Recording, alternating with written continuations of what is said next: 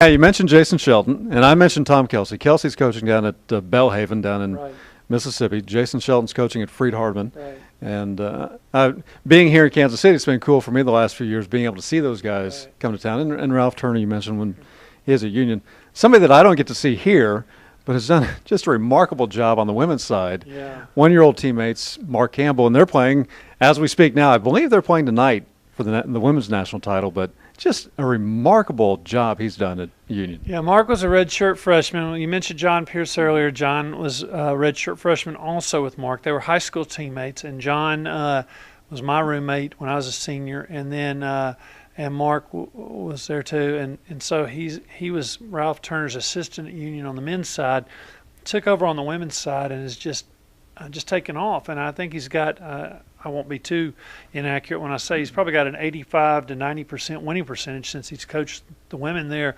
Has won, I believe, 4 national championships, I think, and has just done a phenomenal job. And the thing that is best about Mark is he's just got such a good heart. I mean, he really, really cares about the girls that he coaches, and he's just a good family guy, and has really embraced Union. They've embraced him, and so you always are happy for the good guys. And he was in fact the one that used to write that on the whiteboard about the record. Really? Yeah. So he's always just been kind of an encourager kind of guy, and no surprise that he's done well, but happy nonetheless. Now, you mentioned John, and of course we need to point out that 3 Lipscomb people on the NAIA's 75th anniversary team, which they're celebrating tonight at halftime during the national championship game. But, of course, Philip, John Pierce, and Don Meyer. Right. And Coach was here last week, Right. and I had a chance to talk with him a little bit. But he looks great. Yeah. And the fascinating thing for me, and I always say this, and to an extent it might be for you as well, when you watch him watch a game, Oh yeah. and he was doing this, the picture we posted on Facebook is he was kind of giving Kelsey some pointers, some things that he saw. And, it's fascinating to see him still coaching. I mean, he's retired basically, speaking all around the country. Yeah. But just a great individual. And really, the life-changing event that he went through a few years ago has really changed him personally.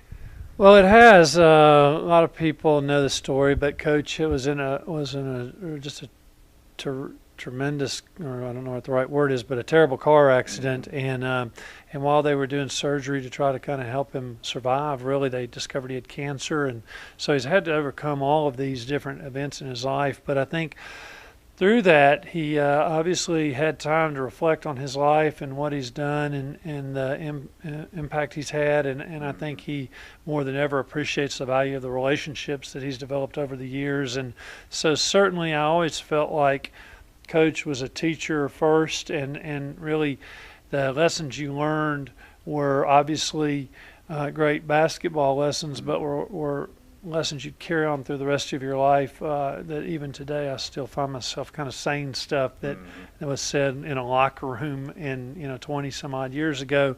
He used to always have dictaphones. He would little tape recorders before before most people would use them. He wore them out, and he was always writing notes down. And he would always if you're ever with him, he's like, he has this kind of raspy voice. He's like, Hutch, he's like, write this down. And so you always have to write something down, whatever. But he wrote, my son was shooting basketball at Lipscomb a year or two ago, and we were sitting kind of up away from the court just talking, watching, and then he was watching my son do something. He wrote down like 3 little pointers about how to improve his shot, and I saved it because I thought, Coach has this unique handwriting. If you've ever gotten something from Coach, that's his handwriting.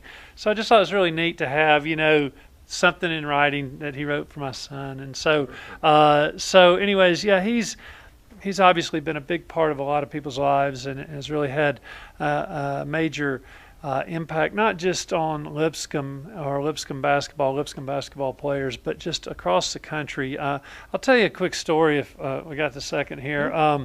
I saw Ronnie Carter. He's the head of the TSSAA, which is the State High School Association in Tennessee. And so Coach Meyer had already gone on to Northern State to coach there in South Dakota. And Ronnie said, hey, let me tell you a story. He goes, I was at the national convention, and this guy came up to me, and he said, hey, Ronnie, you know Don Meyer? And he said, yeah. He goes, well, what do you think of him? And he goes, let me tell you something. Because Ronnie had been there 25 years at TWSWA. He goes, there's not a man or a woman, dead or alive, who's had more influence on high school basketball in the state of Tennessee than Don Meyer. He said through his camps and his clinics and all the guys that have come out of his program that are coaching all over the state now, he said there's nobody's had more influence or impact than Don Meyer. And the guy said, well, it's interesting you said that. He said, because I'm the director of the state of South Dakota. And he said, it's the same thing here. He said, this guy's like John Wooden in our state. And so I think that says it all. I mean, he's really had a great impact wherever he's gone. Well, and you had a chance. Unfortunately, I missed this, but you had a chance to dedicate the court at Lipscomb to him this year. And just for you personally, what did it mean to be a part of the group that was able to pull that off? Well, I'm glad to have had a role in it. There were obviously a lot of people involved in it, Lipscomb, administration on down, and a lot of the players that were a part of the teams that, that's what I thought was really the most special part, was so many of the guys came back and were able to get together. And I know that meant the most to Coach, really, because that's what it was all about, were the teams. And so to me, it just doesn't make sense that there would be another name on that court, and he obviously earned it, and so happy to have been a part of it, and certainly glad that he and his family were there to enjoy it. Yeah. Well, Philip, as always, I've enjoyed our time together, and it's hard to believe it's been a lot of years since that first interview, but no, I'm glad you're here in Kansas City. You need to get Vera and the kids out, and Libby, can't wait to see you guys at some point, but you can come to Chappell's here in North Kansas City, check out the Jersey, have some great food, and just have a great time. This place is unbelievable. I mean, I've gone on and on about it, but I mean, I've never seen anything like this. It's really incredible. So if you're in Kansas City and you care about sports at all, you've got to come here. But make sure you have plenty of time. That's the main thing. Or in the meantime, you can get the conversations at Chappell's book. Will they teach you that in marketing school, or just throw in a little plug like that? That's called a segue. That's good. Yeah, that's right. There we go. He's Philip Hutcheson. I am Matt Folks. Thanks for watching this little video.